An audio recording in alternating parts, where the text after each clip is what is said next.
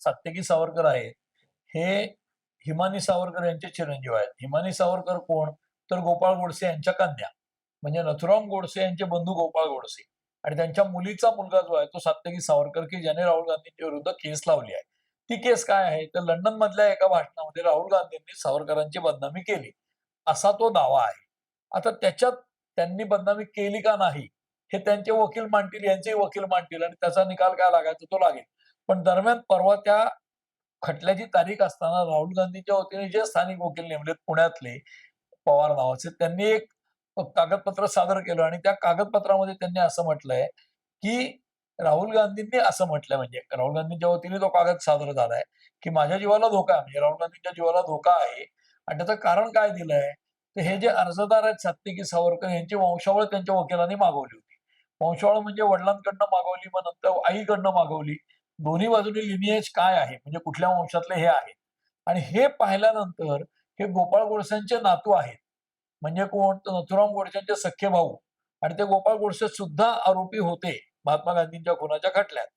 तर त्या खुनाच्या खटल्यातले आरोपी महात्मा गांधींचे जे आहेत, त्यांचा नातू माझ्या विरुद्ध केस लावतोय आणि एकीकडे मी मतदान चोरीचा मुद्दा उपस्थित करतोय राष्ट्रीय पातळीवर. म्हणून माझ्या जीवाला धोका आहे. कारण यांच्या फॅमिलीचे अँटीसिडेंट काय आहेत? तर खुनात सहभागी असण्याचे आहेत.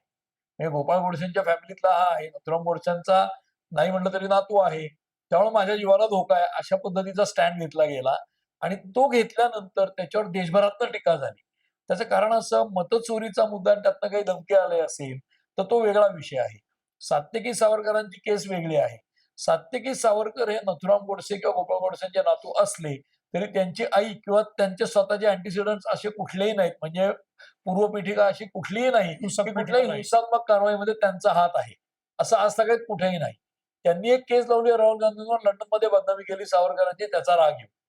त्यामुळे त्यातनं मला धोका आहे असं म्हणणं म्हणजे कुठेतरी त्यांच्यावर ते हिंसा करतील की काय असा संशय व्यक्त करणार आहे आणि त्यामुळे देशभर टीका झाली.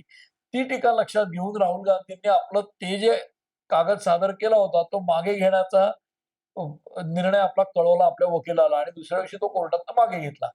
आता हे राहुल गांधींच्या नावाने देशभर माध्यमातनं अशी बातमी येणं, की त्यांच्या जीवाला धोका आहे, का तर सात्यकी सावरकरांनी केस लावली आणि मग दुसऱ्या दिवशी ते मागे घेणं, हा फियास्को आहे. आणि हा एखाद्या राजकारण्याला पूर्णपणे युटर्न घ्यावा लागणं किंवा घुमजाव करावं लागणं आपल्या भूमिकेपासनं.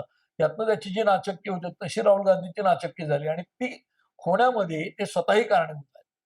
कारण तुम्ही जो प्रश्न उपस्थित केला, त्यांच्या वकिलाला माहित नाही का त्यांची काय भूमिका आहे?